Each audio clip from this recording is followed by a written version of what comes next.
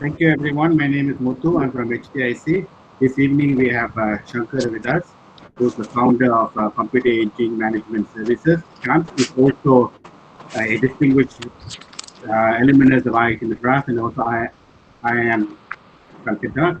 So he's here with us this evening, and he's going to talk a little bit about to us and also make us understand why pivoting sometimes is a good solution or is not a good solution. So you can ask him anything about pivoting is what he said. So he will do his best to help us with pivoting. And I want also he's one of our board members at IIT Madras at our incubation cell.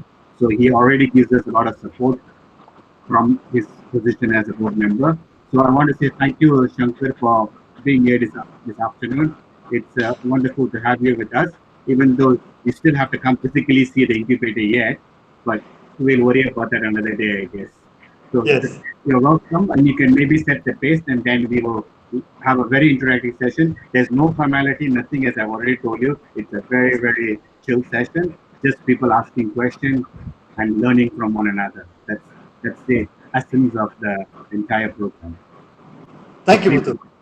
Thank you. Thank you. I think it is wonderful that we have such a small and intimate audience. I think it makes the interaction far more personal. One of the things I find with Zooms with 1,500 members is that there is no intimacy, and that sort of changes the character of things. I'm very pleased with this entire model that you have of a few people. thank you. Now, see, as Muthu said, I'm not looking at this as a single subject conversation. We are sharing like life experiences. I am a little older than most of the people on the call, so perhaps I have more to share, and down the road you'll have much to share as well. So maybe one of the things I will talk about is the pivots that I have done in my business. But pivot is a very peculiar thing. It happens once in a while, maybe once or twice in your lifetime, and the circumstances are always different. It's very difficult to say that in such a circumstance you should pivot and so on. So I will talk about it. I will take some questions on it, but I'm also open to questions in general on anything relating to an entrepreneurial career. So that I want to set the stage for the conversation first. Now, what do I understand by a pivot? A pivot, I think, is when your business model changes. And what is a business model? A business model is a combination of many things. It is a combination of the product that you bring to market. It is the target segment that you are targeting. Could be consumer, could be businesses, could be government. It could be the vertical that you're targeting. For example, cabs have always been there since time immemorial. And Uber is ultimately a transportation company, but then Uber is a different transportation company right now. Assuming for a minute that some entrepreneur started a regular call center based taxi business and then decided I will use technology, that would be a significant pivot, for example. Changing the delivery model. Now, changing the delivery model, now of course we all start app first. But there was a time when we started physical, then we moved on to the internet, when the internet became ubiquitous, and then we sort of became app first in our delivery models.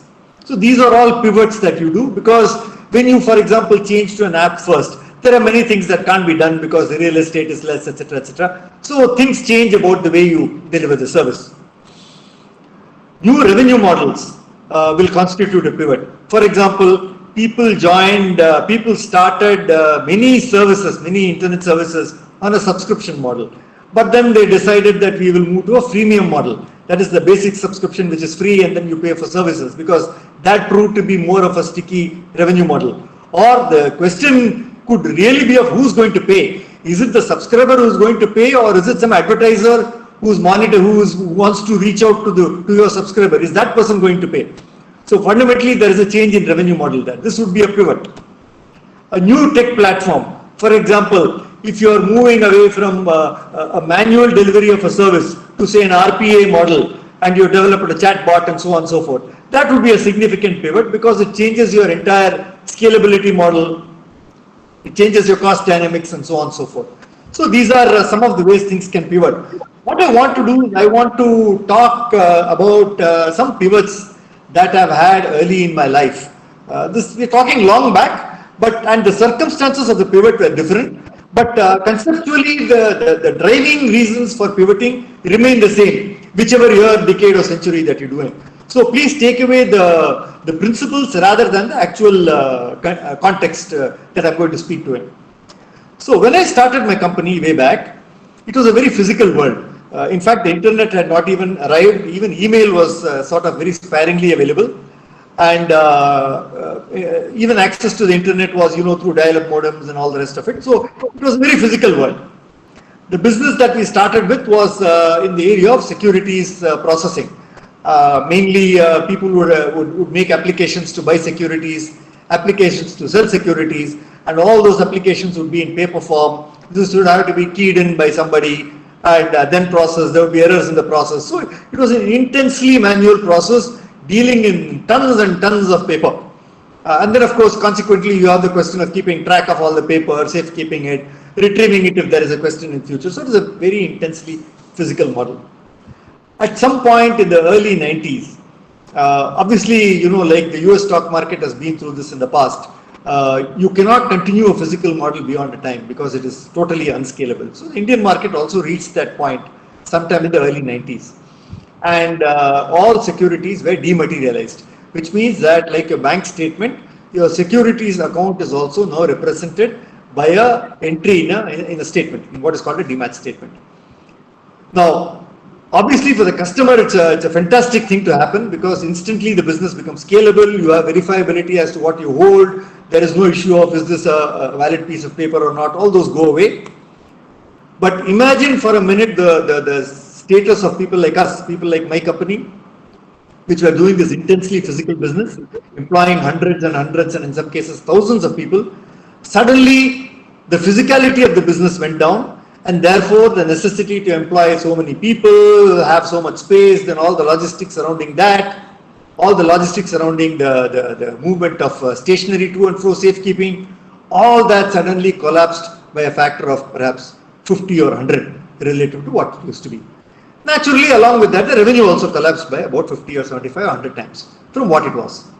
So it was pretty clear that the then prevailing revenue model was not, this was a secular change. It is not that it was going to come back to a physical world at some time in the future. So it was pretty much sort of going towards the edge of a cliff, falling off the edge of a cliff, and then finding that there are 2 or 3 other cliffs in front of you. So you really have to figure out if you're going in this direction or you want to turn right or left. That's really where you are. Because, if you have the foresight to see a cliff, then you turn right or left. Or you fall off the cliff and then you say, thank God I'm still alive. Let me turn right or left before I fall off another cliff, which is pretty much the state we were in. So we knew that there is a problem happening. We knew there's going to be a crash happening because all these changes in the environment happened in slow motion. So we were desperately scrambling around to find some other viable business to do. Fortunately, we did come across an opportunity, and that was in our sort of present domain, which is processing mutual funds, which from the beginning was a dematerialized business, was a non-physical business, which was an electronic business. So what that did for us is that it immediately gave us back a viable and growing revenue stream to compensate for a declining revenue stream. So the sum of the revenue streams kept us going for a couple of years. We had a tough decision to take. Should we wind down the previous business and focus entirely on the new business, or pull along with both and hope that time will tell what will happen? And so at some point in time we decided that the two businesses are incompatible with each other, and from where we were standing, it was looking like the new business had greater growth behind it than the old business, which did not look like it had growth behind it. Maybe it would taper off and stay static thereafter, or maybe decline slowly, but there was no hope of it increasing any further. So the question was, should we keep hold of that small revenue which keeps coming like a legacy business and then do the new one? We took that call at some point that we don't want any exposure to the old business, because we found it difficult to focus on two businesses at the same time, and the new business was growing very fast at that point in time. More importantly, it played to our strengths. It played to our technology orientation, it played to our distribution orientation, and so we decided to drop the entire business, which was at that point in revenue terms almost 50% of our portfolio. So we decided to wind down 50% of our revenue in the course of the next year or so, and instead focus on the new business and hope that it grows substantially. Now, I'm sitting here today, many years later, and talking about it because it turned out to be a successful pivot. It could have been an unsuccessful pivot also. And I will talk to you about an unsuccessful pivot that I did earlier. But I want to take a break here and ask if there are any questions relating to what I have said so far. After that, we'll continue. Muthu?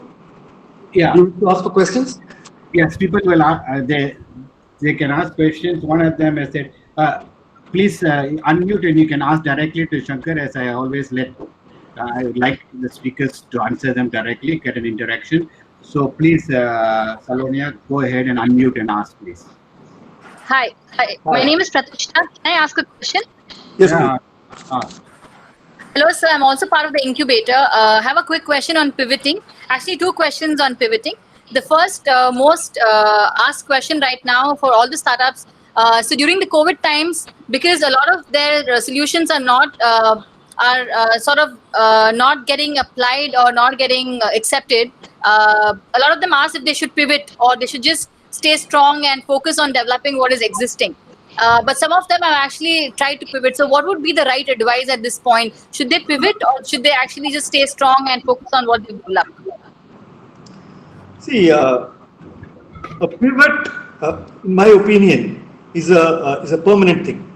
It is not something that you're doing for some period of time just to keep the home fires burning while something else. That is not a pivot. That is a tactical jugaad that you're doing to keep yourself alive until things come back to normal. So a pivot is something that is, as I said, quite serious and represents a permanent change in direction. That should happen when you've lost faith that the existing model that you've been working so far will ever work in the future. Okay, now I cannot answer without knowing more details about every startup as to whether that point has been reached in that startup. But for example, if you are starting a hotel today, it's not a startup clearly, but if you are starting a hotel or a travel agency today, I would say please don't. If you are actually running a travel agency, I would say maybe it's time to pivot because smaller travel agencies will go out of business unless you can sort of stay there for the next 2 years. That's how long it will take.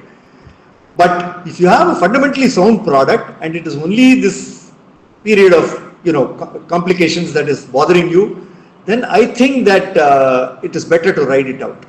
So it is a case-by-case call. But remember that a pivot is a permanent change in direction. It is not something that you do for a short period of time.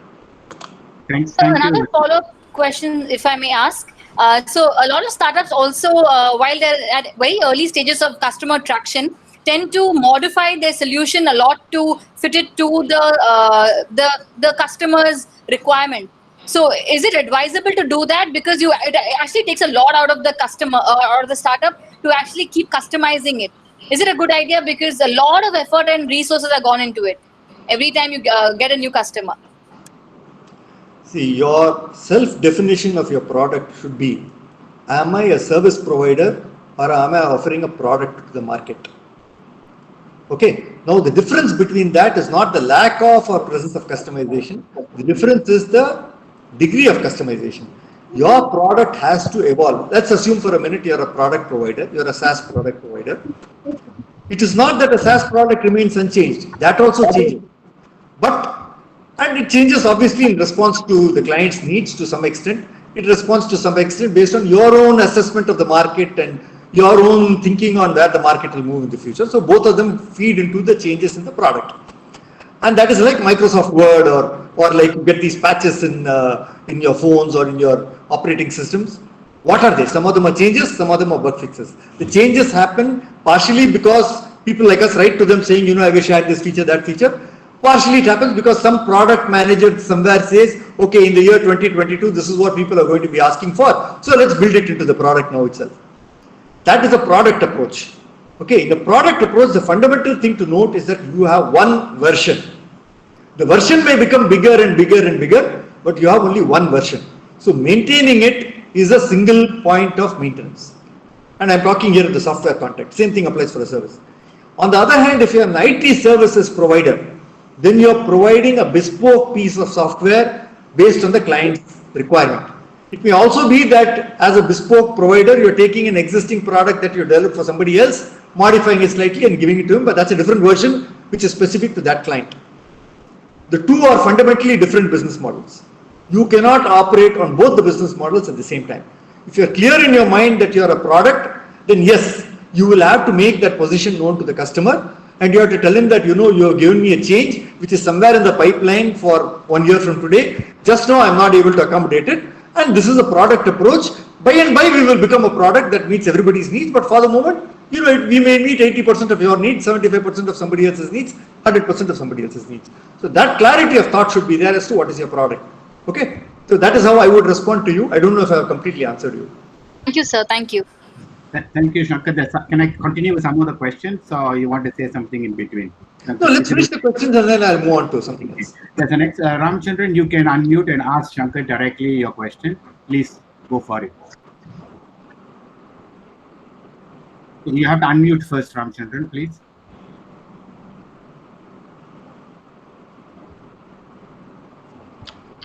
No, you can't unmute.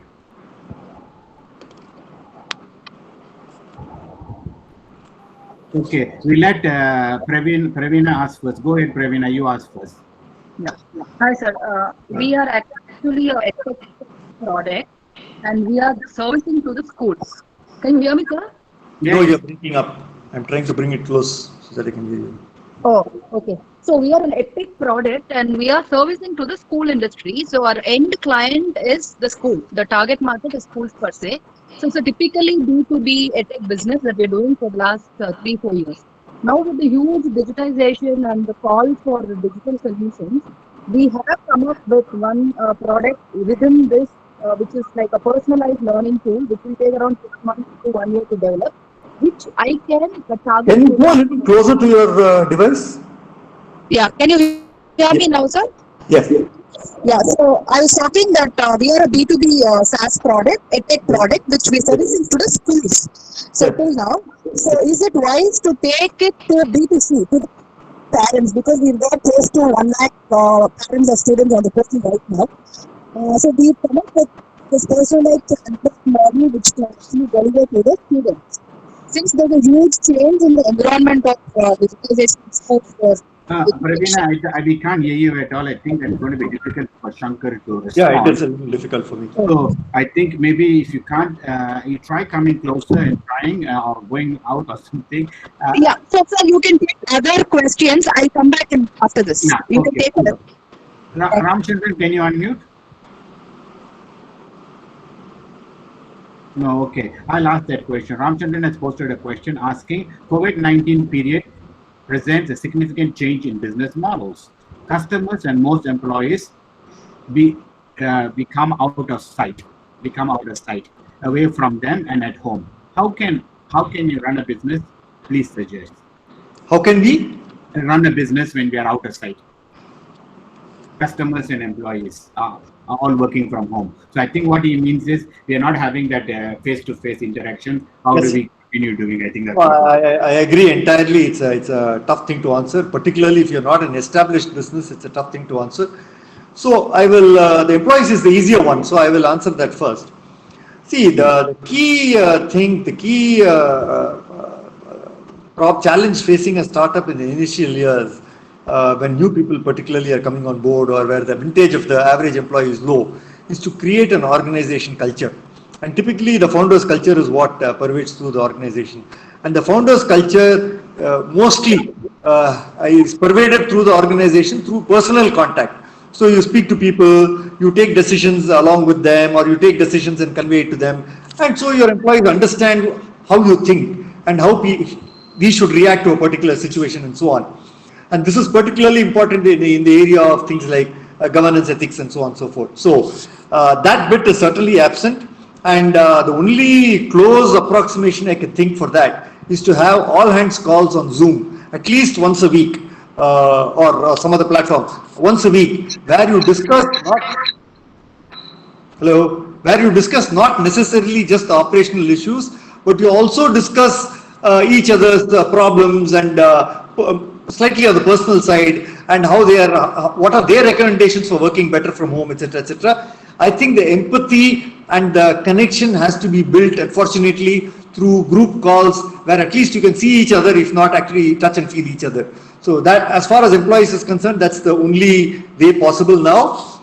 Though it is theoretically possible for half the employees to come to work, and if that works for you, if your workplace is open, if it is not in a closed building, then perhaps you should consider at least half the employees coming on, once a week or twice a week to meet each other, so that some element of contact can be there. So that is what I would suggest to tide over the next 2-3 months until this whole thing blows over.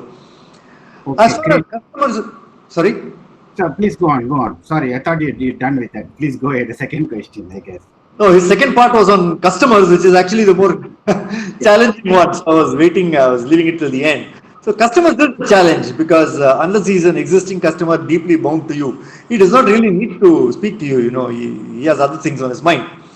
So you have to perhaps find innovative ways of getting in his face by perhaps sending him, just examples coming to the top of my mind, perhaps send him invites for other webinars that you think will be relevant to him, and so on. So while not directly interacting on a business matter, which you can do once in a while, you should also, without being a pest, you should invite him to say what he thinks are good events. You should talk to him about family. So substantially the same strategy, but with less frequency. But users have to make the best of the technology available, which is your platforms like Zoom and Meet. Okay, Praveena is back. She can try asking again. Yeah, thank you. Am I audible, Shankar sir? Yeah, it's much better now. Go for it. So, very specifically, we are a SaaS EdTech product. 2 to 3 years, we've been servicing schools, and the end customer target audience is the school pages. So now we are looking at kind of a personalized learning product, which we can do in-house development and push it across to the parents or the students rather. So which is typically pivoting from a B2B market to a B2C, seeing that there's a huge change in the digital edtech landscape right now, because they're welcoming a lot of digital tools, parents and students particularly. Yep. So is this your thoughts on this, sir? Because I'm putting in a pitch with a few investors on this. So I just thought it'll help if you could give me your thoughts on this. Definitely, I think distance education is a sort of secular change. It is here to stay in some manner or the other. While it may not be like most students going to school, but I think there will be many courses which are amenable to being taught over a distance, and this is sort of here to stay for a long time to come. And not only schools, but as a platform, if you are robust in B2C, then you can push other content and other forms of education through that platform. So the thinking for B2C, the technology for B2C, the user experience for B2C, if that is developed and crystallized, then definitely it will stand you in good stead ahead. I think this is a shift in focus that is probably a good thing for you to do. Okay, fantastic. Thank you, sir. Thank you. I have another question in the chat box. Danish, you can unmute, please, and ask Shankar directly your question. Good evening, everyone. So can you hear me? Yeah. Yes. A little louder, please. Yeah. So when you spoke about how you, in the early time of your business, you shifted from physical line of business to a virtual line. So how was it for you to take a call to shift into? So I have some sub questions. So let me put it everything. So how did you take a call on that, sir? So to jump into a new virtual line of business, was it easy? I mean, mentally or so in that aspect, that was my second sub question. So what strategy did you adopt basically to analyze the situation, current market situation? Did you involve any laying of your workforce? So these are the few questions. And when you told that you have retained your legacy line of business, so it was really very nice of you to hear that. So people usually don't do that. So how did you actually achieve this, sir? So that was my. I was fascinated and was wondering how was that even? How did you even do that, sir? So I am explaining this in hindsight, right? With the benefit of years of having thought about it. So obviously, I will be much clearer in my thinking now. At that time, I cannot say that I exactly thought like this and did it, but I did what instinctively came to me at that point in time. Right? Everybody goes through that naturally. Mm-hmm. Now, it's a very important question you asked about the fitment of people. Clearly, the people that we had for our physical line of business were not all perfectly suited for a online business, and we had the choice. And I think had we laid off a lot of people and taken on a lot of new people, perhaps we might have completed the transition sooner. But against that, I think that we would have lost our humanity for sure, guaranteed. And secondly, probably I would have lost a lot of very good people who understood the business but did not understand technology. So that was the trade-off that I had to do. And I think what we decided was that we will keep the people to the best extent possible. There are some people who just can't be trained, means they can't be trained. We can't do anything about it. But we will make every effort to retrain, to reskill the people involved, and make them understand that, whether they leave us and go elsewhere, they still have to face this online world, because the world is changing. It is not we who are changing, the world is changing. So willy-nilly they have to sort of learn the new technologies of life. So we did that. We put a great deal of effort into, the learning happens by itself once the people know that it is required to learn. I think the key thing is to communicate to them that you are learning not for me, not for my company, or not for the company you're working in today, but you're learning because you're adding to your capital, and you will become more employable regardless of where you want to go.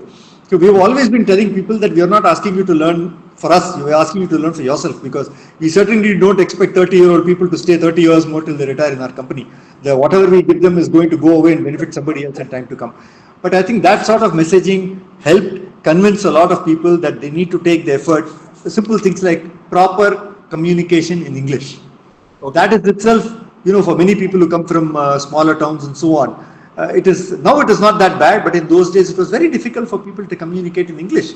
Leave aside, write PowerPoints or write programs or operate a screen which is all in English.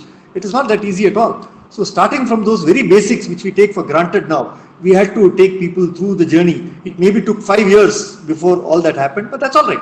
I have no regrets at all. I would do that exactly the same thing again. That was that. Now, so we also, as a part of it, we had old clients who were very kind to us at a time when we were new, we were young. They need not have come to us, they came to us. So we felt very bad about actually going to them and saying we want to shift. So we sort of stayed with them. At some point they came to us themselves and they said, see, we think that we constitute like 0.1% of your business now. Do you really want to continue with us? We said, see, thank you for asking. It is not really a core business, but so long as you want to stay with us, we will not ask you to go. But if you want to go, we will be happy. We have no issue. We will transit you in a proper way. And that is how we transited out all our legacy clients. It took us almost 7-8 years to transit out all our old clients. And at the end of the day, they were happy. We were happy. It took a little longer than it should have, but that's all right. I have no regrets at all. Did I answer your question? Yes, sir. Nice, actually. Really, because there have been so many layoffs in recent times. So when you spoke about shifting and pivoting, I wanted to ask that question, sir. So that's it. Thank you for your answer, sir. Nice to hear from you. I'm sorry, I have some more questions. I'll do the questions. Is that okay, Shankar? No, the questions is the most important thing, Muthu. Anything I have to say, when I have time, I will say it. Even okay. if I have a couple more on the shed. Kunal, you please ask the question directly. Please unmute. Hello, sir.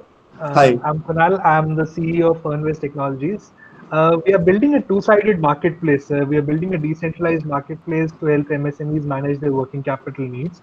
And I wanted to know your opinions on how these kind of businesses are going to evolve after the COVID crisis, and what do you think is the future of this? What is the marketplace for? What sort of? It's a securities platform. So it's a securities platform. It's a platform where we allow MSMEs to invest in discounted bills for the we allow retail investors to invest in discounted bills for MSMEs. Got it. How will it do in the future? In the very short term, it will be difficult because not because of your platform, not because of your marketing abilities or anything, but very simply because MSMEs as a sector do not have the highest reputation now, or the highest are seen as very risky at this point in time for any sort of lending. So any retail investor would think twice before giving any sort of money in any form to an MSME. So for a period of time, it will be difficult to get traction. But in the long term, I think there is great potential provided you curate your MSMEs which are online, and there is some form of risk assessment that you are able to do and share on the platform. For example, I will give you a similar business to yours. There are peer-to-peer lending platforms where individuals pool in and lend money to other individuals who are in need. So I could lend to you, or the platform could take, and what typically platforms do is if they have somebody who needs money and he needs say ₹1,00,000, they will slice that ₹1,00,000 into 100 units of ₹1,000, and they will put my money across 100 borrowers, and they'll put the borrower's money across 100 lenders.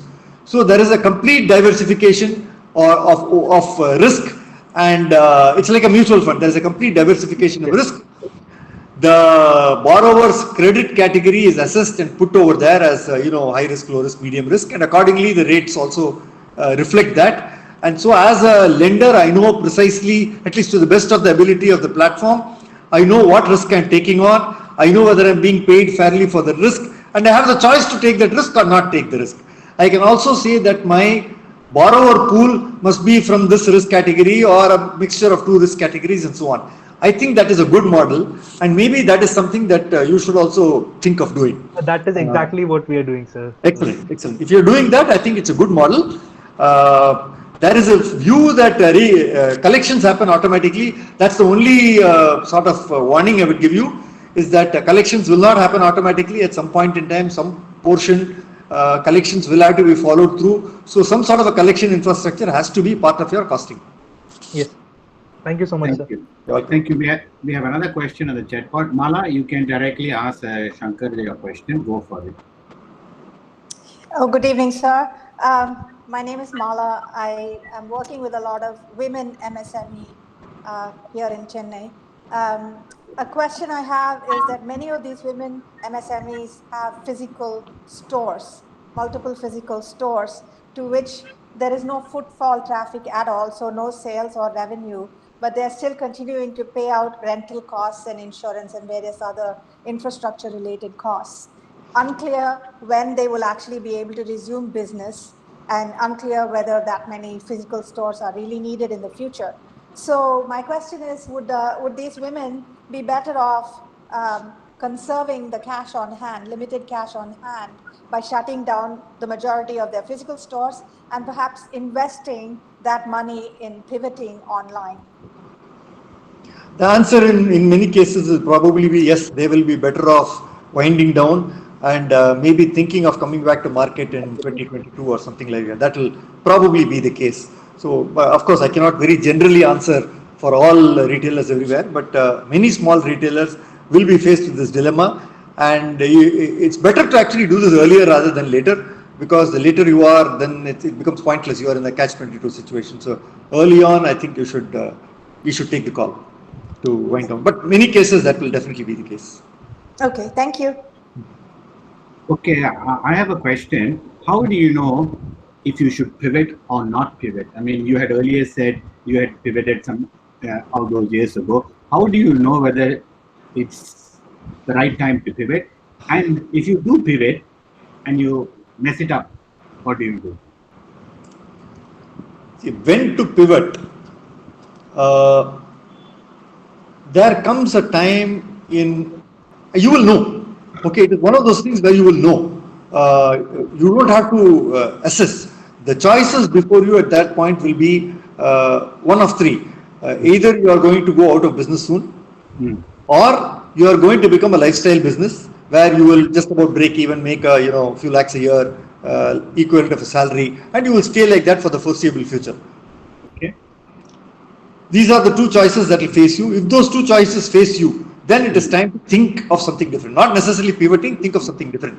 Maybe it's not pivoting, maybe you shut down that entire business. No, pivoting to me means that some elements of your current operation still come into play in your new operation. Then it's a pivot. If nothing of your existing operation is useful in anything future that you want to do, that's not a pivot. Then you're just shutting down and starting something different. So a pivot in my case meant that the domain was still the same.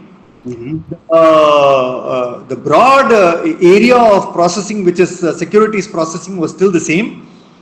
By and large, the clients were also just the same, but the business model has changed, the delivery model has changed rapidly, the technology platform has changed rapidly, and the customer, it became a B2B2C model instead of being a B2B model. But otherwise, the knowledge of domain and other things was still very relevant. So I would call it a pivot. So I think in my case, it was staring me in the face that I would become a lifestyle business if I continued doing what I was doing. And indeed, if I look back 30 years from now, all my other peers of the day who are doing similar businesses and did not pivot, who stayed on doing what they were doing, are lifestyle businesses. They all earn small profits, they all earn 30-40 lakhs a year, which is adequate to, meet an entrepreneur's cost. And that is how they will be. And one day, they will become too old, they will shut down the business and move on in life. Very good. I like the way you defined it. Pivot is you need to be sitting in the same sort of environment, just getting something, or if you're going to do totally something different. For example, you're in a restaurant business and you go to IT business, you really haven't pivoted as such. You just up and shifted off to another industry. So that's a very good thing. And I think a lot of our startups these days use pivot as a stylish word, in my opinion, I think. They're not, they think it's very stylish to say, I pivoted 5 times. Now, what would you say when somebody comes to you and says, I've pivoted in the last 1 year 5 times? You can't pivot 5 times in the last 1 year. Pivot is like getting married. You get married once in your life. If you're very unlucky, you get married twice. But if you pivot more than that, then you don't have thinking. I mean, you have no strategic thinking. You don't know what I would say you're starting up for the sake of starting up, maybe to tick a box or to whatever. Nobody who starts up cannot have a plan in mind, cannot have a strategic plan in mind. And if you're starting up without some deep knowledge or deep insight about an industry, about a passion for something that you're doing, then you should not be starting up. Okay. That's my perspective. Now, you went to both IIM and IIT, and obviously they were the best sort of schools even then, back then. Now, what made you say, no, I don't want to get the comfort of a job? Even then, IIT graduates, IIM graduates would have been extremely well.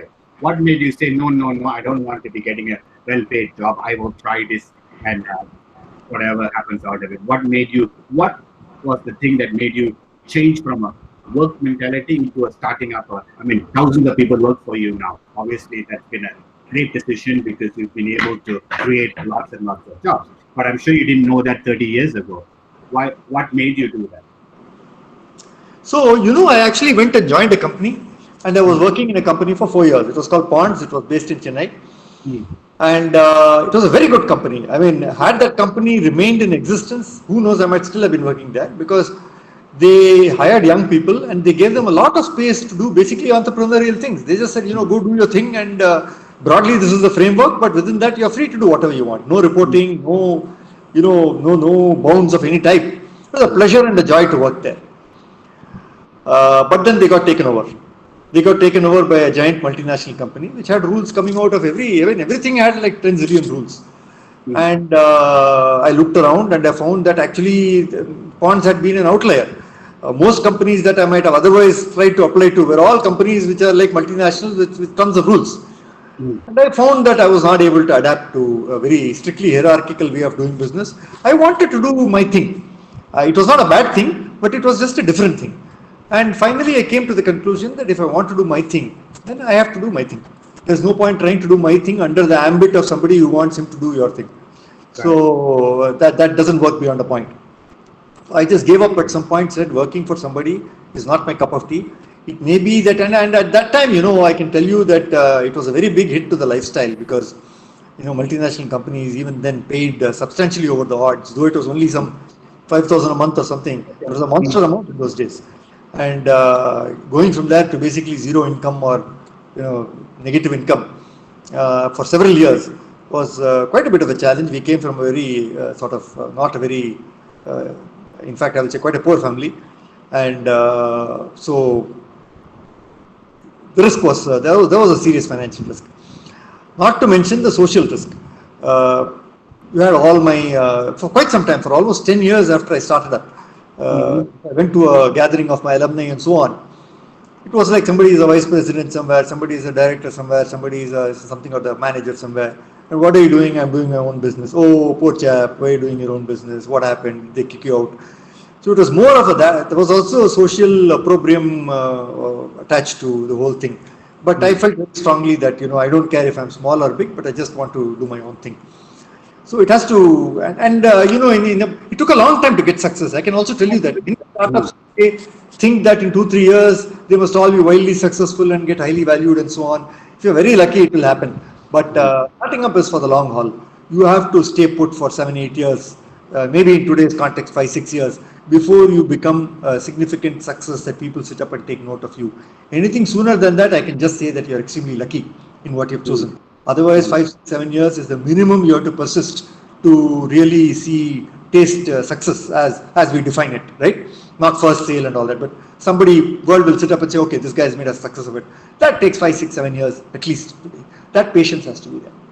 We had Balraman last week with us, the fantastic, the Ponds MD. He was last week with us. And good friend of yours. I've known him for years and brilliant at, the way he operates. I mean, you just said freedom he would give people to operate. Fantastic person. Correct. And I was we have a Ponds group in which we send one of us to MMA once a month or so.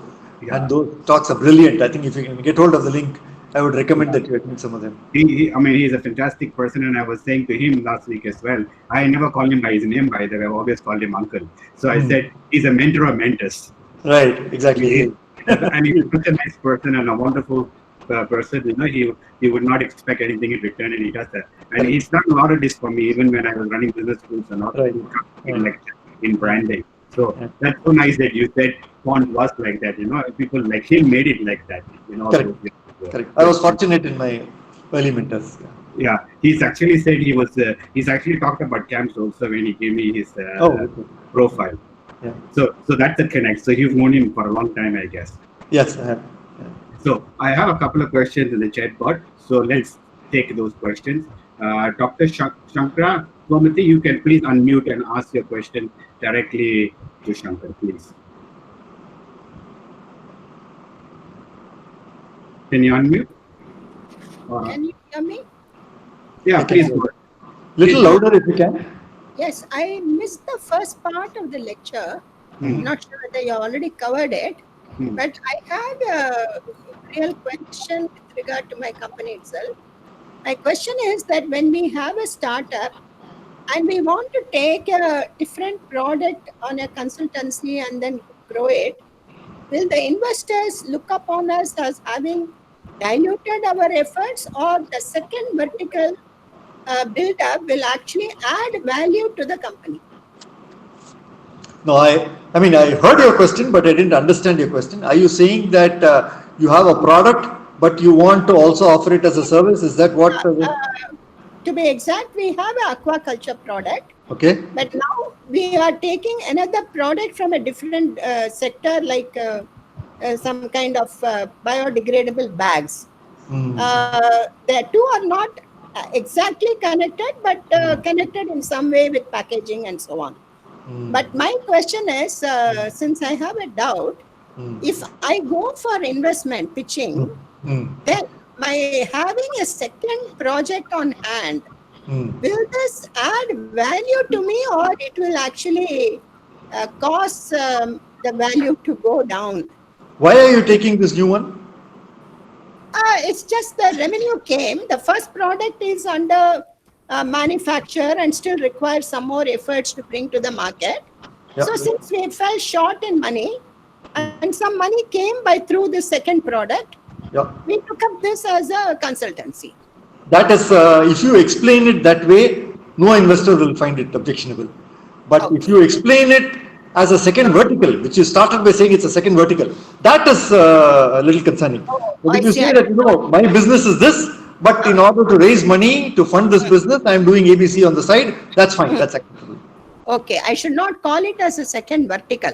No, I don't know. You must tell me whether it's a second vertical or not. A vertical means that you have a long-term sustained interest in the business and you will continue putting effort into it, even whether or not the other one succeeds. Then it's a vertical.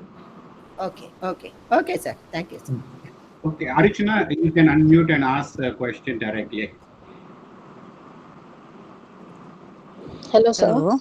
Hi. Yes, sir. I would like to ask, so for any entrepreneur, before pivoting, so what are the factors that an entrepreneur should consider before pivoting into another area, sir? So what would be your thought on that? Is your question about whether to pivot, or if I have to pivot, where should I pivot? What is the question? If an entrepreneur is about to pivot, so what are the factors he or she should be considered before pivoting? Well, as I explained, a pivot is something where substantial elements of your existing business are brought to bear to your new direction. Okay, so either your customer segment is the same, or your domain is the same, or some substantial elements of your existing business are in operation. Is that the case in your case? I think No, sir. Aditya works with us. It's one of our managers. She's running a social entrepreneurship, so she gets this a whole lot. I think she's trying to address. Oh, she's trying to address a question that other people ask her. Okay. Yeah. Yes. So you have to, I think, are you searching for somewhere to pivot to, or have you already identified something to pivot to and validating it? It depends upon that first. Okay. So if you already found a direction to pivot to, then try and find out what all synergies, what all assets you can carry forward from your existing business to the new business. Also do a sort of a reasonably honest assessment of whether the new one is going to succeed and why it should succeed. What are you bringing to the table that the new one is going to succeed? That also has to be clear in your mind. If you don't know where to pivot to, then I think that first you must do that search. You must look around you, you must see where you think there is space, and there you have to know the space a little bit. You have to know the domain a little bit. So maybe if you don't know the domain well enough, talk to people who are in the domain, talk to your customer segments, talk to your competitors if necessary, if you have investors, talk to them and find out what they think of the sort of mini white spaces in your chosen domain and which direction to pivot to. It need not be a 90-degree pivot, it can be a 20-degree pivot, it can be a 30-degree pivot. So you have to be, ultimately it's a question you have to answer for yourself. I am only suggesting the processes that you follow, which is that you talk to as many people as you can to find out what the possible directions are and their long-term sustainability. You don't want to pivot to something and find out that that is a dead end, in 1 year from today. So what is the long-term sustainability? What of your existing assets, at the very minimum, your own passion and skill set must be in that direction. That's the very minimum. And any other organizational asset that you can bring into the other direction, that is a good thing for you. So I think these are the questions you should ask, and then the answers will reveal themselves. Yes, sir. Thank Thank Good you, evening. sir. Good Thank you, evening. sir. Thank you. Yeah, can we let Dr. Gomati ask, because she posted the Yeah. question some time back. Go ahead. Good evening, sir. Good The evening. case of marketing, like pharmaceutical marketing, normally person-to-person interaction is very much needed. Then only they will get a clear pictorial representation of the mindset of other people's also.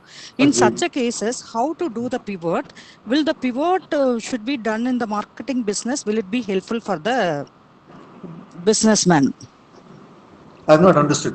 Are you talking about the COVID situation now, or are you talking in general? Yeah, whole situation. Earlier and all, we used to go to a particular doctor and then get in touch with them, and according to their strategy, we will be implementing. And apart from that, the customer also, and salespersons also. So these kind of movable things are necessary. Now, due to COVID, it is not possible to move from one place to another place in a free manner for everybody, for everyone. So in such a cases, if I do a pivoting in such a cases, will it be useful for the further strategy, entire 2 or 3 years? Yes, I think that I will not call it a pivot per se. I think that you have to modify your sales strategy to include elements of online selling, such as selling through Zoom conferences and so on. That skill and that sort of people have to be added to your repertoire. But I do think that COVID is something that is a tactical problem. Maybe it is a problem for another 3 months or 6 months, not even 6 months. I think in 3 months we will be back to a 90% level of normality. So you cannot, it's not a pivot in that you are going away from in-person marketing. You will continue to have opportunities for in-person marketing, maybe from October, November, December. So that skill set and that part of your business will continue to exist. But it is also true that if people become comfortable with, if you can use this opportunity to train yourself on effective online marketing, and if you develop your salesperson skills in that area, later on it can be an additional marketing channel for you, which is always a good thing. Okay, one more question, sir. If I do a pivot, but currently due November, December, we are our estimation. Yes. And if at all I'm doing a pivot for further years, 2021 and 22, etc. What about the security aspect? Because cyber security is playing a main role here.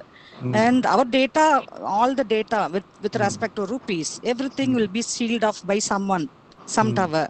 So in such a cases, what are the strategies I have to think of it? Someone will be hearing our talk, our communication. It is a business. It is a product. It is a company we are competing with. That competence company will be interacting, stealing the data means how to implement it. See, there are a number of ways that can happen, and it's more likely, as you pointed out. For example, I am now talking to you on the screen. How do you know whether there's somebody sitting to my right or left listening to everything that I'm saying? You don't know, right? You have to believe in my integrity. Or this is not an important conversation, so it does not matter. So, apart from all the usual ways in which competitors can spy on you, this introduces. Now, if you're saying that while my traffic is going from one computer to another computer, in the middle somebody will hack it, that possibility exists. But that is why you work on platforms like Google Meet and Zoom, where the platform gives you a level of security, and ultimately you have to trust the platform that they're giving that level of security. You don't go with new platforms which are not yet proven and so on and so forth. Like WhatsApp says it is encrypted end to end.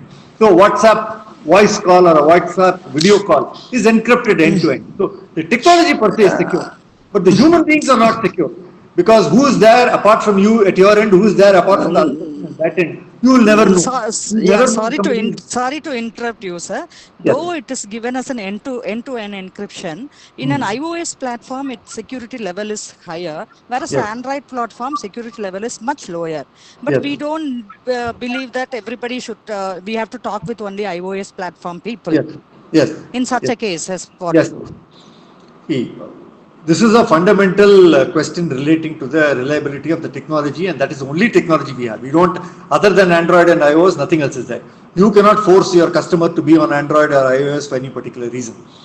So these are things that will resolve themselves over time. Now, you know that there was a lot of Zoom bombing, right? Zoom calls, random people were coming into the call and so on, but that has been resolved once it comes out. So any technology takes time to mature. Unfortunately, the maturity is happening in a very accelerated time because of the pandemic. Suddenly, a lot of people are using Zoom, and so suddenly, a lot of new vulnerabilities are being found with all the platforms, and they are being resolved quickly. But that is no reason to not use the technology. I think perhaps you be more discreet in speaking. Maybe you say that, I have sent you something by email, look at it, and not refer to the contents on the conversation itself. So there are things you can do socially to keep things secure. But being so afraid of the technology that I'll not use it at all is probably not the right thing to do. Thank you very much for your valuable suggestions, sir. Mala, you can ask your question, please. Sure. I'm reading that women's participation in the workforce has been steadily declining since 1990, despite significant economic growth in India. Why do you think this is, and how can academia, industry, and government policy reverse this trend? Because everybody says having women participate in the Indian economy will only serve to boost it significantly. Wondering if you had any thoughts on this. Thank you. No, clearly it's a matter of common sense that if 50% of the population is not participating in the economy, then the economy is only 50% of what it could be. So I am totally and all for women's participation for purely economic reasons. I also believe that women bring a separate, particularly in organized workforces, women bring a certain flavor to the business that is totally missing in a male-only business and which is sorely lacking. So whether it is board level governance, whether it is just HR, human interactions within a workplace, I think a male-only business is very poor in comparison with a diversified workforce. I have no doubt about that. Now, why women do not participate is a historical thing. I think many women still feel that after a certain age, they feel sort of obligated or either emotionally obligated or externally compelled to look after the family at the expense of a career for themselves. Sadly true still. And many women just age out of the workforce. After a certain point in time, they don't want to, working in a non-startup environment is sometimes contentious. You have to argue with people, you have to argue with your colleagues, you have to argue with your superiors. And sometimes after a certain point in time, whether it's men or women, people just say enough is enough and they move out. So there are many reasons for women not staying as long. And I don't think the work environment is as friendly to women. Many, not all, but many companies are perhaps not as friendly and understanding of women in the workplace as they should be. But I think things are improving from an acceptance perspective. Now, why that is not translating to numbers on the ground, I really have no answer. But I do think that acceptance of women in the workplace and making things more welcoming and accepting of them, I think is a positive trend. I do see it happening. Other than in certain industries like construction and so on, where clearly it is still an open issue. Mala, does that answer your question? I was just wondering if there could be a specific set of answers, or proactively, can there be something that academia and industry and the government can together do to reverse this trend? To encourage women to... Encourage more participation of women in startups as well as, just in the general workforce. Well, startups actually, I see quite a lot of participation. Certainly, I mean, it's non-trivial. It may not be exactly 50-50, but certainly I see a lot of women at very senior co-founder or founder level in startups. And so that is less of a problem in my mind. I think certainly in established organizations, women rising to positions of power is indeed a rarity, not only in India, but in many places in the world. Where women participate, it sort of stays at a certain level. Either they imagine it or there really is some sort of a glass ceiling in the organization that does not help them to rise further than they should. What specific policy action should be taken? I mean, I think that there are many mandates, including ratios prescribed, etc., to improve the participation of women. But at the end of the day, I think it is a transformation of society which has to take place over a slightly longer period of time. I think we cannot mandate society to change just like that. And certainly, an all India average will always be pathetic, because there are certain states where participation of women will be close to zero. And those societies will take a really long time to change. They are still very patriarchal, and women are totally under the thumb of the men. That is the reality of that life. And I don't know what governmental actions are really possible in a democracy that are not compelling in nature. If you want to be democratic, if you want to give choice to people on the one hand, and if you want them to do something particular on the other hand, then it is very difficult to manage that contradiction unless you give enough time for people to sort of learn and evolve over a period of time. That is the only conclusion I've come to after thinking about this for a while. Thank you. Thank you. Thank you. On the interest of time, this is the top of the hour now, and we should always keep the time. I want to say, of course, there's a few more questions on the box, which I think I'll have to leave it because I don't want to be delaying Shankar's time. So I want to thank you for being here with us, and it's been a fantastic session with you, and you've answered all the questions very, very calmly, and I guess very patiently. And I think it's been a great learning for me, for sure. I've learned a lot of stuff this afternoon, and I always learn lots of things from people like you, and I think we're very privileged to have you so willingly come and spend so much time with us, and we really, really appreciate that. On behalf of the HTIC team and all the ones who've been listening to you, thank you very, very much. Before you go, I have one more question. We have a YouTube channel that we park all our programs, that people who missed can also watch it, because one of the goals that I'm trying to do is as many people should benefit out of all these sessions. So I hope that's okay with you. We just upload it at the YouTube channel. Sometimes people watch it. Absolutely. Okay, and thank you very much. That we'll be reaching out to you more to get you. Thank you, Muthu. I want to thank you also for having me, and it's always a source of great satisfaction for me. In fact, I will say excitement for me to speak to people who start things up. I am an entrepreneur at heart. From a very young age, I have always believed that you have to do creative things by yourself. And this whole state of affairs now, where entrepreneurship is something people are taking seriously, makes me so thrilled, so proud. And everything that you people are doing in the Research Park makes me so really feel so proud. Thank you, Muthu. And thank you, all of you. Thank you very much. Thank you very much. Thank you. Thank Bye. you. Bye. Save all of you. Bye. Bye. Bye. Thank you. Bye.